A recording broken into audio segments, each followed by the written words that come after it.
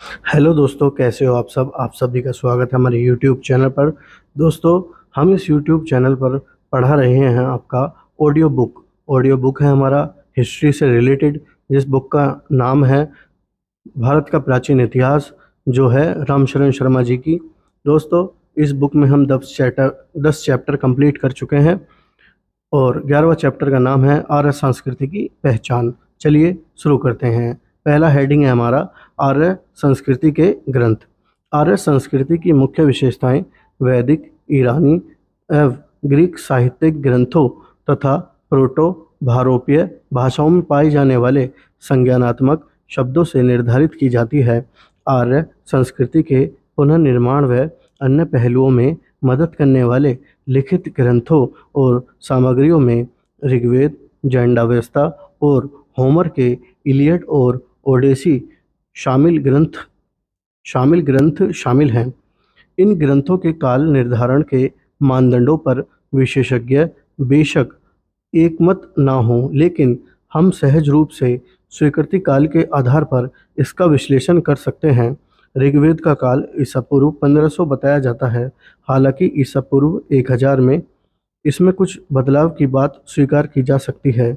जैंडावस्था के शुरुआती हिस्सों को सामान्यतः ईसा पूर्व 1400 और होमर के कामों को ईसा पूर्व 900-800 का बताया जाता है।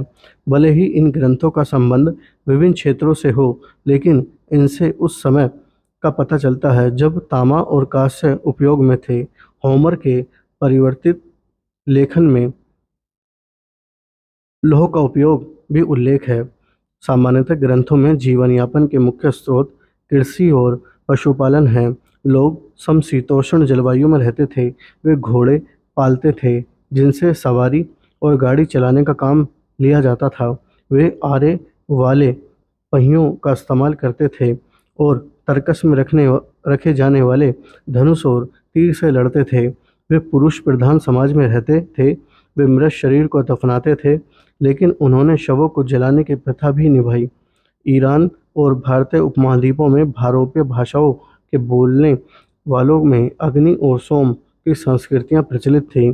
हालांकि घोड़ों की बलि के साथ पशु बलि भी सभी भारोपीय समुदायों द्वारा की जाती थी। ग्रंथों की जो सांस्कृतिक विषय वस्तु हैं वह बाद के नवपाषाण और शुरुआती कांस्य युग के हैं। ये सांस्कृतिक तत्व पूर्व यूरोप और मध्य एशिया तक विस्तृत हैं, जो Bharat, Pakistan, Afghanistan, Iran, Iraq, Anatolia और ग्रीस से भौगोलिक रूप से जुड़ा हुआ है। प्राचीन काल से इस विशाल क्षेत्र के एक बड़े हिस्से में विभिन्न समुदायों ने पेज नंबर हमारा 92 भारोपीय भाषाओं का उल्लेख किया। जलवायु की स्थिति पक्षियों, जानवरों और पेड़ों जैसी सजातीय शब्दों से पता चलता है कि आर्य गर्म क्षेत्रों में नहीं रहते थे। इसलिए हमें पूर्व यूरोप और मध्य एशिया में फैले समशीतोष्ण क्षेत्र में शुरुआती भारोपीय भाषा बोलने वालों की तलाश है।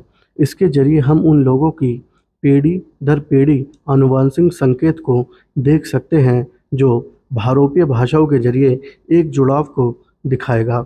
M17 नामक आनुवंशिक चिन्ह मध्य एशिया समतल मैदानों के उन 40% लोगों में प्रचलित है जो ज़्यादातर इंडो आर्यन भाषा में पाया जाता है।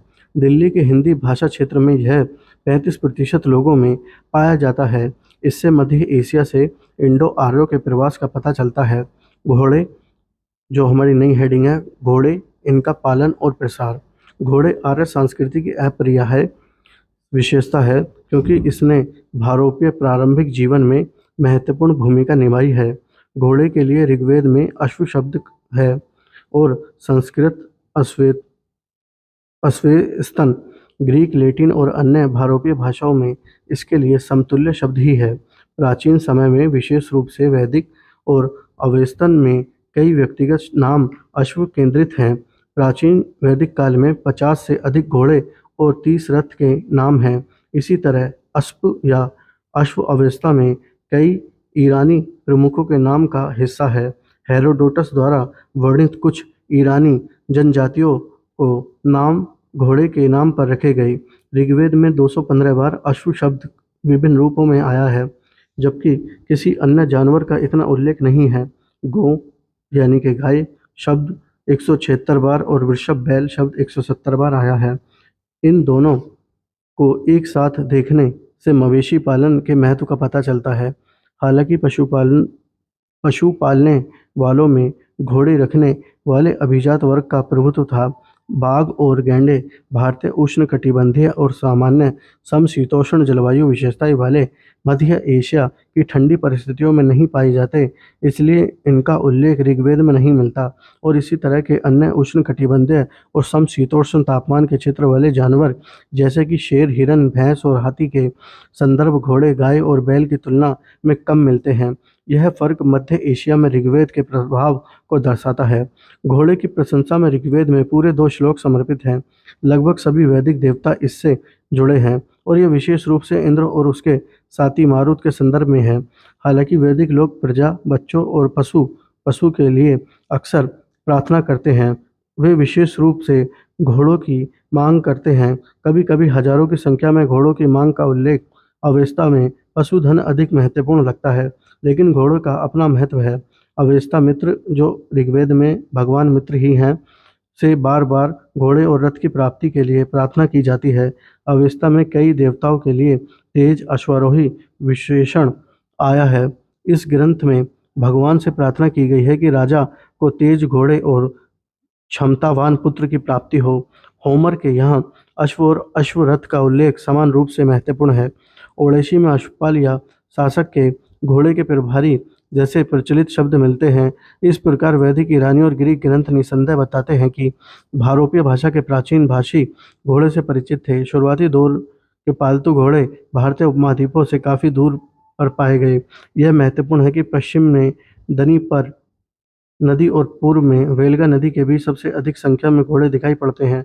ईसा पूर्व 6ठी शताब्दियों में घोड़े के शुरुआती सबूत दक्षिण उराल क्षेत्र और काला सागर क्षेत्र में पाए जाते हैं। 4ठी शताब्दी ईसा पूर्व में घोड़े अनातोलिया में पाए गए, जो काले सागर के करीब हैं। ईसा पूर्व 3री शताब्दी तक दक्षिण साइबेरिया में घोड़े बड़ी संख्या में पाए गए। जाहिर है, घोड़े का उपयोग उत्पादन के पूर्व लंबे समय तक होता रहा। हालांकि काला सागर और दक्षिण उराल के बीच के क्षेत्र में ईसा पूर्व 6000 के आसपास घोड़ा अस्तित्व में था, लेकिन यूरेशिया में यह लोग ईसा पूर्व 2000 में एक सामान्य उपयोग में आया। पश्चिमी एशिया में घोड़े के समतल का सबसे प्रारंभिक सबूत ईसा पूर्व 19वीं सदी के उत्तरार्ध में अनातोलिया में मिला। पश्चिमी एशिया में इसका प्रभावी उपयोग का श्रेय ईसा पूर्व 1595 में बेबीलोनिया के कथित आक्रमण को जाता है। जब बेबीलोनिया में घोड़े पहली बार आए, इसे पहाड़ी गधा कहा गया था। नई हेडिंग हमारा युद्ध रथ, पेज नंबर 93 पर। वैदिक अवेस्तन और होमर ग्रंथों से प्राप्त उल्लेखों से भारतीय नागरिकों के द्वारा अश्वरथों के व्यापक उपयोग का पता चलता है। उत्तर वैदिक ग्रंथों के वाजपेय बलिदान में रथ दौड़ का उल्लेख मिलता है, जो एक ग्रीक परंपरा थी जिसका व्यापक वर्णन होमर ने किया है। माना जाता है कि पहिएदार रथ ईसा पूर्व 4ठी शताब्दियों में पश्चिमी एशिया में शुरू हुआ और उसी दौरान दक्षिण रूस के समतल मैदानी क्षेत्र तक पहुंच गया। ईसा पूर्व 3000 के बाद रथ के अस्तित्व के पर्याप्त सबूत दक्षिण रूस की खुदाई से प्राप्त हुए हैं। ईसा पूर्व 3री शताब्दियों में 2 या 3 पहिए वाले रथ के अस्तित्व के पर्याप्त साक्ष्य मिले हैं। घुड़सवार सहित रथों के अस्तित्व के संकेत ईसा पूर्व 1400 के आसपास और बाद में मैतानी शासकों के शासनकाल में मिलते हैं। इनमें प्रमुख है, इनमें चलने वाले रथ एक दूसरे का आमने सामने करने वाले रथ हैं और बड़े घोड़े वाले रथ थे। हम इंडो ईरानियन घुड़सवारों के बारे में सुनते हैं। दशरथ नाम के मितानी राजा का उल्लेख भी है, जिसका अर्थ है 10 रथ रखने वाला व्यक्ति। लकड़ी के पहिए भारत के बाहर होते थे, लेकिन ईसा पूर्व 2000 तक उनकी बसावट या बनावट सामान्यतः कठोर या सॉलिड होती थी। हड़प्पा के संदर्भ में मिट्टी के पहियों का उल्लेख मिलता है, यद्यपि 2500 से पहले तक उनका अस्तित्व नहीं दिखता। Page number 94। नई हेडिंग है स्पोक वाला पहिया। ईरान के हिसार में और उत्तरी काकेशिया में ईसा पूर्व 2300 के आसपास स्पोक वाले पहिए दिखाई देते हैं। ईसा पूर्व 1800 के आसपास के हिस्सार की एक बेलनाकार मोहर पर 6 स्पोक वाले पहिए के रथ का चित्रित अंकित है।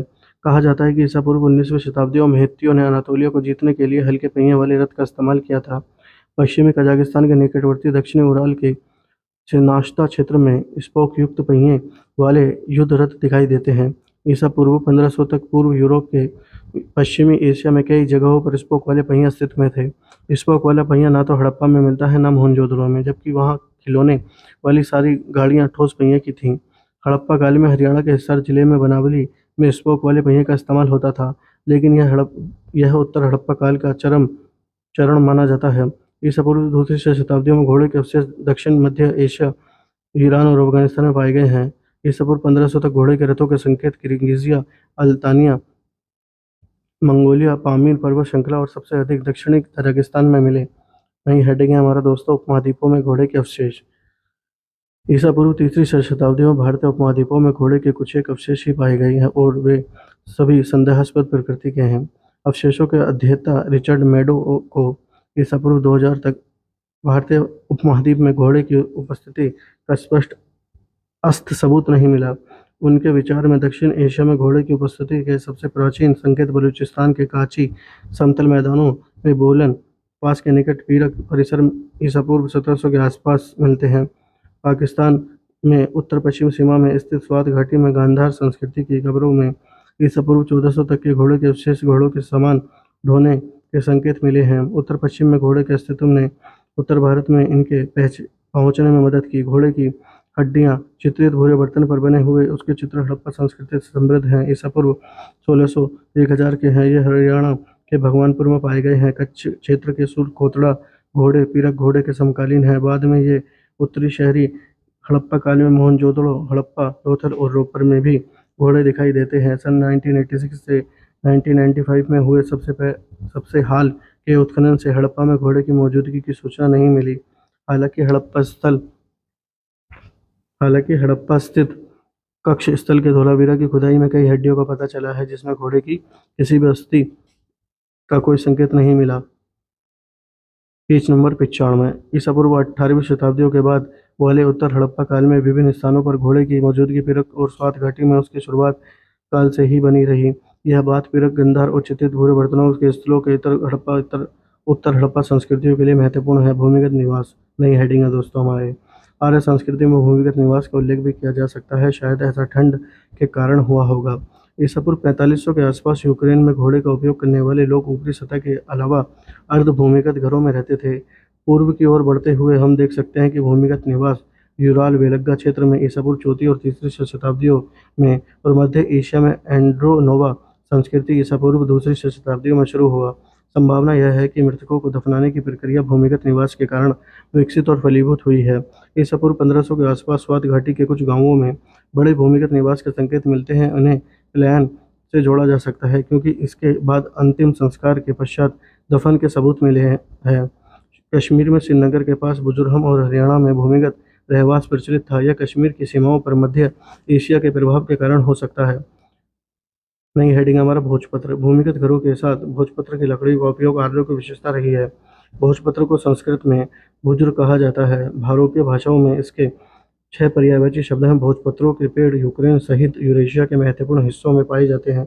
इसके प्राचीन अवशेष आंद्रोनोवन की बसावटों में देखने को मिलते हैं, जहाँ इसका उपयोग पाइन और देवदार के साथ ढांचों के निर्माण में किया जाता है। विशेष रूप से भूमिगत घरों को भोजपत्र से ढका जाता था। मध्ययुगीन भारत में कई पांडुलिपियां भोजपत्र के वृक्ष की पत्तियों पर लिखी गई थीं। अंतिम संस्कार। घोड़ों के उपयोग की तरह अंतिम संस्कार भी आर्यों की एक विशेषता के रूप में विकसित हुआ।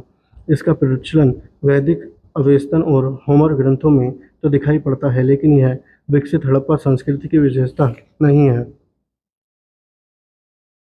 हड़प्पा के लोग दफनाने का काम करते थे। पेज नंबर 96 है हमारा और आगे चलते हैं इसी हेडिंग पर। बाद के दौर में इस प्रक्रिया में बदलाव आया। कब्रिस्तान एच में बर्तननुमा कब्र से इसकी जानकारी मिलती है, जिसके तहत दफन किए गए बर्तनों में जली हुई हड्डियों के ढेर के प्रमाण भी मिले हैं। गुजरात में हड़प्पा संस्कृति के विस्तारित क्षेत्र में कई जगहों पर शवों के अंतिम संस्कार के बाद दफनाने के सबूत मिले हैं, लेकिन इसके समय काल का ठीक ठाक पता लगाना मुश्किल है। अंततः सूरकोतड़ा में मिले सबूत संदेहपूर्ण हैं। कालानुक्रमिक स्थिति को ध्यान में रखते हुए चाहे हम कितना भी उदार दृष्टिकोण अपना लें, किसी भी तरह से यह ईसा पूर्व 2000 से पहले का नहीं हो सकता। यह वह काल है जहाँ से उत्तर शहरी चरण की शुरुआत के संकेत मिलते हैं। इसका श्रेय बाहरी क्षेत्रों के संपर्क में आने को दिया जा सकता है, जहाँ यह बहुत पहले शुरू हो चुका था। पक्षियों और जानवरों की जली हुई हड्डियों के आधार पर मानव दाह संस्कार पर बहस करना मुश्किल है।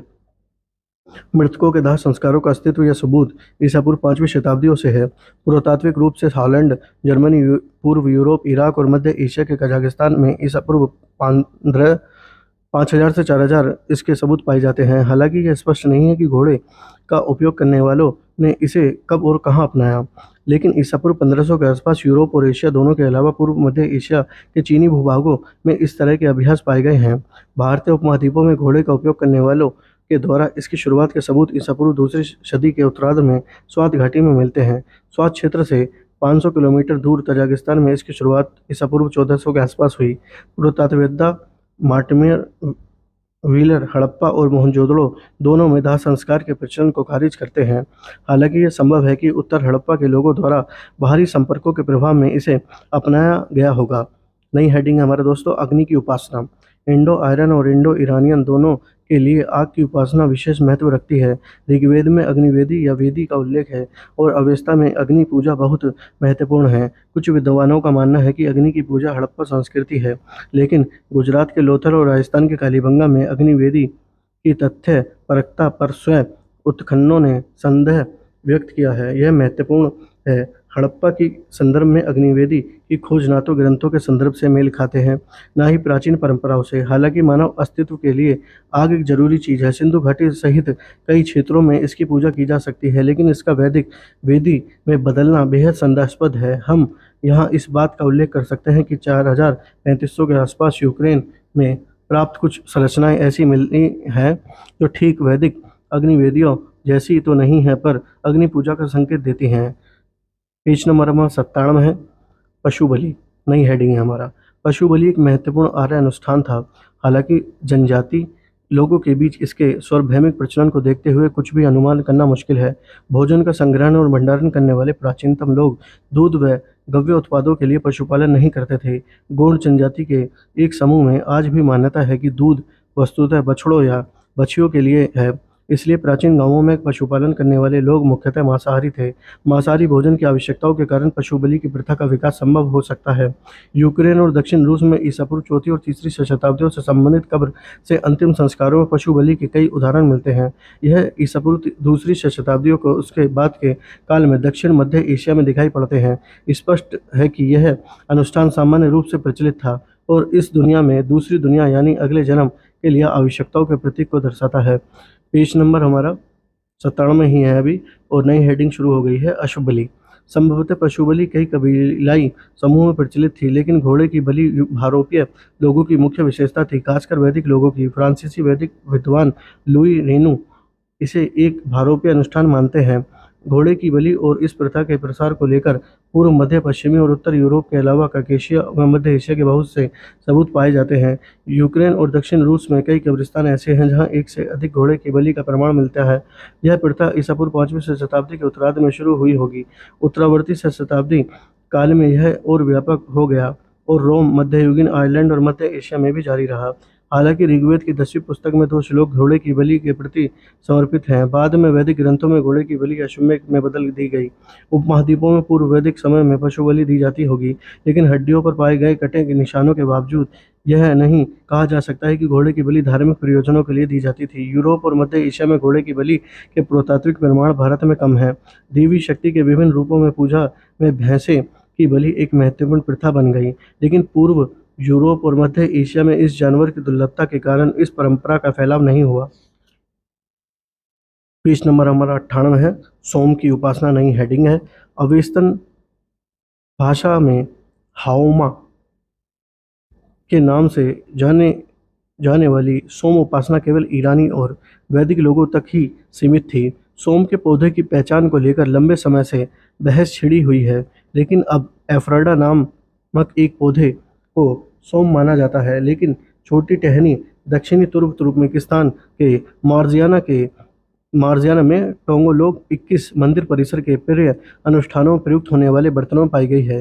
हालांकि कई विद्वानों ने इसे स्वीकार कर लिया है, लेकिन निर्णायक तौर पर सबूत की खोज अभी भी जारी है। नई हेडिंग हमारा स्वास्तिक। कभी कभी स्वास्तिक को आर्यवाद का संकेत माना जाता है। यह समबाहु क्रोस द्वारा निर्मित प्राचीन प्रतीक चिन्ह के रूप में प्रयुक्त है। नाजी ने इसे विशुद्ध आर्यवाद के प्रतीक के रूप में अपनाया, जिसके कारण इसे वैश्विक स्तर पर पहचाना गया। वैदिक साहित्य में इस शब्द का उल्लेख ईस्वी सन् के प्रारंभिक ग्रंथों में है, जब इसके धार्मिक कामों के लिए शुभ संकेत माना जाता था। मैके के अनुसार स्वास्तिक प्रतीक का उद्भव एलम में हुआ। ईसा पूर्व 2000 में यह हड़प्पा संस्कृति में आया। दक्षिण तजाकिस्तान में यह ईसा पूर्व 1200 के आसपास आया। ऐसा प्रतीत होता है कि इस समय तक यह आर्य द्वारा अपनाया जा चुका था और ईसाई युग के प्रारंभिक सदी में यह ब्राह्मणवादी संस्कृति का प्रतीक माना गया था। भाषा और अभिलेखिक साक्ष्य, नई हेडिंग है दोस्तों हमारा ये। भाषाई आर्य संस्कृति की सबसे महत्वपूर्ण विशेषता है। भाषाविदों ने प्रोटो भारोपीय भाषा का पुनर्निर्माण किया है, जो ईसा पूर्व 7वीं और 6वीं शताब्दी के आसपास शुरू हुआ था। भारोपीय भाषा को पूर्व और पश्चिमी शाखाओं में विभाजित किया गया है।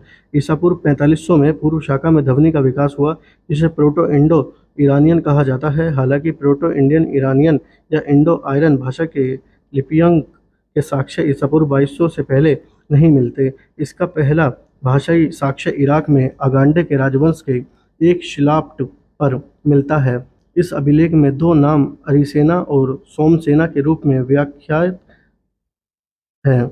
अनातोलिया के हित्तित अभिलेख ईसा पूर्व 19वीं सदी से ईसा पूर्व 17वीं सदी तक के इस क्षेत्र के भारोपीय भाषाओं की पश्चिमी शाखा के लोगों का संकेत देते हैं। इसी तरह ग्रीस के माइसिनियन अभिलेख ईसा पूर्व 14वीं शताब्दी के इस शाखा के लोगों के आगमन का संकेत देते हैं। पूर्व शाखा की भाषाओं को बोलने वालों का उल्लेख 16वीं से 14वीं शताब्दी तक मेसोपोटामिया के मित्तानी और किस्सित के अभिलेख से मिलता है, लेकिन भारत में ऐसे अभिलेख नहीं पाए जाते हैं, इसलिए इस पर बहस करना निरर्थक है। भारोपीय भाषा बोलने वाले भारत में मेसोपोटामिया तक फैले। ऋग्वेद में मुंड्रा के कई शब्द हैं और यह स्पष्ट है कि पेज नंबर हमारा 99 है, ये उत्तर हड़प्पा काल में शामिल किए गए हैं। अगर वैदिक लोग उत्तर पश्चिम में जाते तो मुंडा शब्द उस क्षेत्र में भी पाया जाते, लेकिन उन्होंने ऐसा नहीं किया। कुछ रूसी भाषाविदों के अनुसार भारोपीय भाषा का उद्भव स्थल काकेशिया के दक्षिण में है। इसमें पूर्व अनातोलिया और उत्तरी मेसोपोटामिया शामिल है। हालांकि पूर्व अनातोलिया काला सागर से दूर नहीं है, जहां प्रारंभिक तौर पर अश्वपालन शुरू हुआ था। ईसा पूर्व 6वीं-5वीं शताब्दियों में पूर्व अनातोलिया में न तो अश्व और न ही भारोपीय संस्कृति के अन्य विशेष लक्षण पाए गए हैं। रूसी भाषाविदों की खोज गार्डन चाइल्ड की धारणा को पुष्ट करती है कि अनातोलिया आर्यों का मूल घर था। हाल ही में रैनफ्रेव ने भी इसकी पुष्टि की है। उनके अनुसार कृषि और भारोपीय भाषा ईसा पूर्व 7वीं शताब्दियों के आसपास पूर्व अनातोलिया में उत्पन्न हुई। उनका तर्क है कि अनातोलिया में कृषि विस्तार ने विभिन्न दिशाओं में भारोपीय भाषा को फैलाया। हालांकि बहुत पहले ईसा पूर्व 10,000 के आसपास जेरूसलम के पास एक मेसोलिथ साइट पर अनाज उपजाए गए थे। संपूर्ण कृषि के रूप में इसका विस्तार थोड़े बदलाव के साथ ईसा पूर्व 7,000 के आसपास फिलिस्तीन में हुआ। यह कृषि फिलिस्तीन और अनातोलिया तक ही सीमित नहीं थी। ईसा पूर्व 6वीं और 7वीं शताब्दियों में यह इराक, ईरान और बलूचिस्तान में भी थी। भारोपीय भाषा बोलने वाले प्राचीन लोगों के जीवन में कृषि उतनी महत्वपूर्ण नहीं थी। शुरुआत में पूर्व और पश्चिमी समूहों द्वारा उपयोग की जाने वाली भारोपीय भाषा के लोगों में सामान्यतः कृषि से जुड़े शब्दों की कमी इसका प्रमाण प्रस्तुत करते हैं। इसके अलावा अगर आर्य भाषा अनातोलिया में उत्पन्न हुई तो वह अपने उद्भव स्थान से पूरी तरह गायब कैसे हो गई। दोस्तों अब हम शुरुआत करते हैं नई हेडिंग की, जिसका नाम है इंडो आयरन का विस्तार। इंडो आयरन का मध्य एशिया से भारत में पलायन को इंगित करने वाले आनुवंशिक संकेतों को हम याद कर सकते हैं। मनुष्य की रक्त कोशिकाओं में आनुवंशिक विशेषता डीएनए के रूप में जाना जाता है। वे वंशानुगत होते हैं और पीढ़ी दर पीढ़ी पाए जाते हैं। अनुमानित ईसा पूर्व 8000 में मध्य एशिया में मैदानी क्षेत्रों में एक छोर से दूसरे छोर में फैले लोगों में कुछ विशेष आनुवंशिक संकेत दिखाई देते हैं। इन आनुवंशिक संकेतकों को M17 कहा जाता है। वे मध्य एशिया के 40% से अधिक लोगों में पाए जाते हैं। जब वैज्ञानिकों ने उन्हें दिल्ली में देखा तो उन्होंने 35% से अधिक हिंदी बोलने वालों में इसे पाया, लेकिन द्रविड़ भाषा में ऐसा 10% ही पाया गया है। जीव वैज्ञानियों के अनुसार ईसा पूर्व 8000 के बाद मध्य से इंडो आर्य का पलायन हुआ, लेकिन भाषाविदों को पुरातत्वविदों ने इसे ईसा पूर्व 2000 बताया। पेज नंबर है हमारा 100। हम रूसी और कई इंडो आर्यन भाषाओं में भूतकाल के इस्तेमाल में एक समानता पाते हैं। रूसी में या चिटल का अर्थ मैं पढ़ता हूँ और या पिछल का अर्थ मैंने लिखा होता है। एल से अंत होने वाले भूतकालिक शब्द बांग्ला, असमिया, ओडिया, मैथिली, भोजपुरी और मगही में प्रयुक्त होता है। इसका प्रयोग मराठी और कभी कभी राजस्थान में भी किया जाता है। पंजाबी में यह बहुत कम मिलता है। भाषाविद इंडो आर्यन भाषाओं और रूसी भाषाओं के संबंधों को बेहतर तौर पर खोज सकते हैं, लेकिन इंडो आर्यन में के पलायनों में आनुवंशिक सबूत ही निर्णायक साबित होते हैं। दोस्तों, ये हमारा चैप्टर नंबर था 11, जिसका नाम था आर्य संस्कृति की पहचान। ये हमारा यहीं कंप्लीट होता है। दोस्तों, अगर आपको वीडियो अच्छी लगी हो तो लाइक सब्सक्राइब जरूर करें और मिलते हैं नेक्स्ट वीडियो में। Thank you very much. Like